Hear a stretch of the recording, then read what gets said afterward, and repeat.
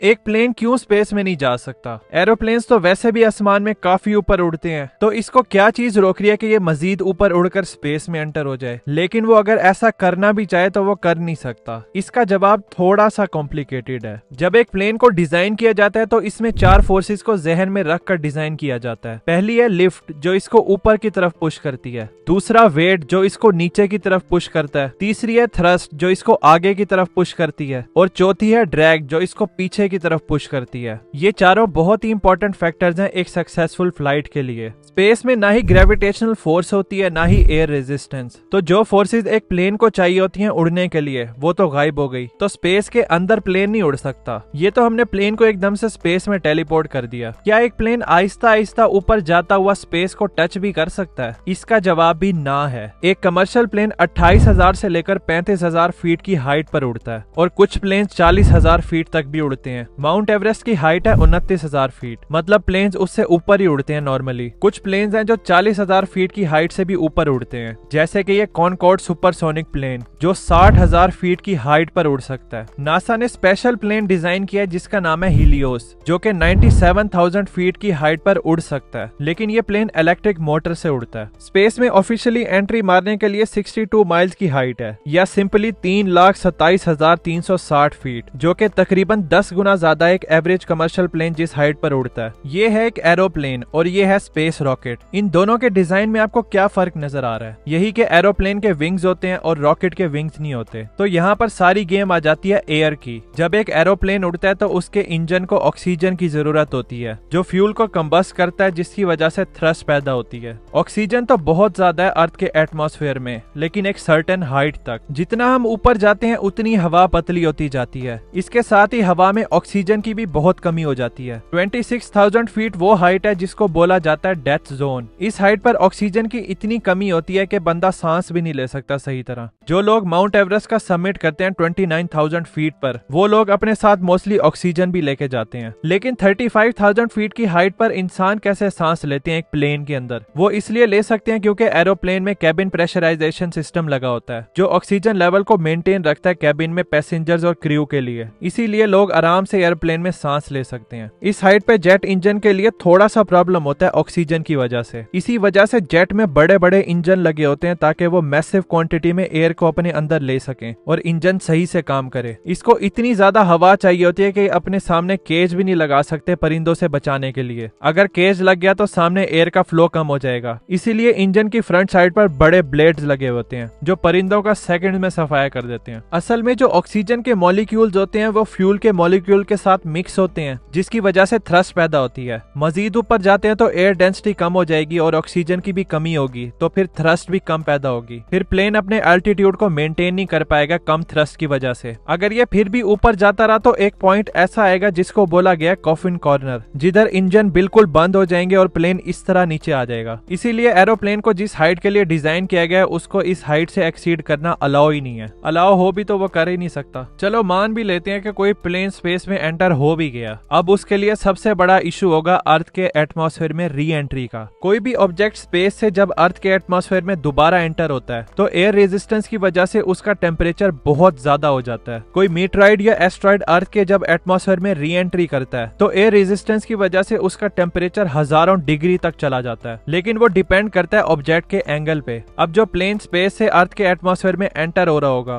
तो ना उसकी बॉडी पे हीट शील्ड लगी होगी, ना ही उसमें थर्मल प्रोटेक्शन सिस्टम होगा। अंदर बैठे पैसेंजर जिंदा रोस्ट हो जाएंगे, साथ ही प्लेन के हवा में ही टुकड़े हो जाएंगे। इसीलिए प्लेन में बैठकर कभी भी स्पेस में ना जाना। अब आपके दिमाग में ये सवाल आ रहा होगा कि रॉकेट्स भी तो स्पेस में जाते हैं और वो भी तो फ्यूल इस्तेमाल करते हैं, तो एक सर्टेन हाइट पे पहुंचने के बाद ऑक्सीजन की कमी की वजह से उनकी थ्रस्ट क्यों नहीं बंद होती? वो तो स्पेस में आराम से एंट्री मार लेते हैं। इसकी वजह यह है कि रॉकेट्स का फ्यूल अलग टाइप का होता है। रॉकेट्स का अपना लिक्विड फ्यूल होता है और साथ ही इसमें अलग से लिक्विड ऑक्सीजन भी होती है, जिसकी वजह से इसके फ्यूल को जलने के लिए हवा की ऑक्सीजन की जरूरत होती ही नहीं है। इसी वजह से रॉकेट्स वैक्यूम ऑफ स्पेस में भी फ्यूल इस्तेमाल करके थ्रस्ट पैदा कर सकते हैं। अगर आपको शौक है स्पेस में जाने का तो एक प्लेन है जो कि एक्चुअल में स्पेस में जा सकता है। इस चीज के लिए कुछ ऐसा करना था कि वो ऑब्जेक्ट एरोप्लेन और रॉकेट दोनों का काम कर सके। एरोप्लेन और रॉकेट दोनों के डिजाइन को मर्ज करके इंजीनियर ने स्पेस शटल बना दी। तो अभी के टाइम पर 4 स्पेस शटल ऑपरेशनल हैं। पहली है यूएस स्पेस शटल, दूसरी है रशियन बुरान, तीसरी है यूएस X-13 37 और चौथी है चाइनीज CSS HQ। ये चारों स्पेस शटल स्पेस में सक्सेसफुली एंटर होकर वापस अर्थ पर आ चुकी हैं। स्पेस शटल एक रीयूजेबल स्पेसक्राफ्ट सिस्टम है। इसके कंपोनेंट्स है एक ऑर्बिटर जिसके अंदर रॉकेट इंजन लगे होते हैं, साथ ही 2 रॉकेट बूस्टर्स लगे होते हैं और एक एक्सपेंडेबल फ्यूल टैंक होता है। इस स्पेस शटल को रॉकेट की तरह वर्टिकली खड़ा करके स्पेस में लॉन्च किया जाता है। फिर जब वो ऊपर जाती है तो रॉकेट स्पेस शटल से सेपरेट हो जाते हैं और स्पेस शटल का मेन इंजन फ्यूल टैंक को इस्तेमाल करता है। जो रॉकेट अलग होते हैं उनमें पैराशूट्स लगे होते हैं और वो जमीन पर सेफली लैंड हो जाते हैं। इसके बाद ये फ्यूल टैंक सेपरेट होता है स्पेस में एंटर होते ही। मोस्टली ये space shuttle international space station को सामान वगैरह पहुंचाने के लिए इस्तेमाल होती है जहां पर इंसान रहते हैं। इसके बाद जब इसका काम पूरा हो जाता है तो ये अर्थ के एटमॉस्फेयर में एंटर होती है। एटमॉस्फेयर में एंटर होने पर बहुत ज्यादा हीट प्रोड्यूस होती है, लेकिन इस स्पेस शटल को थर्मल प्रोटेक्शन सिस्टम से डिजाइन किया जाता है और इसकी बॉडी पर हीट शील्ड भी लगी होती है ताकि ये हाई टेम्परेचर को बर्दाश्त कर सके। फिर फाइनली एंड में ये स्पेस शटल एक एरोप्लेन की तरह लैंडिंग करती है रनवे पे। ये space shuttle mostly fully automated होती है। ये स्पेस शटल तो इंटरनेशनल स्पेस स्टेशन में जाती है। हमारी ह्यूमन हिस्ट्री का सबसे महंगा प्रोजेक्ट है इंटरनेशनल स्पेस स्टेशन, जो कि अर्थ की ऑर्बिट में 400 किलोमीटर की हाइट पर है। इस स्पेस स्टेशन का वेट 4,20,000 किलोग्राम है, तो इसको जमीन पर बनाकर स्पेस में तो लॉन्च किया नहीं जा सकता था। इसकी कंस्ट्रक्शन स्पेस के अंदर ही हुई है। ये काम इंसानों ने किस तरह किया, इस पे मैंने ये वाली वीडियो बनाई है, यहाँ पर क्लिक करके देख सकते हैं। मिलते हैं फिर स्पेस स्टेशन में।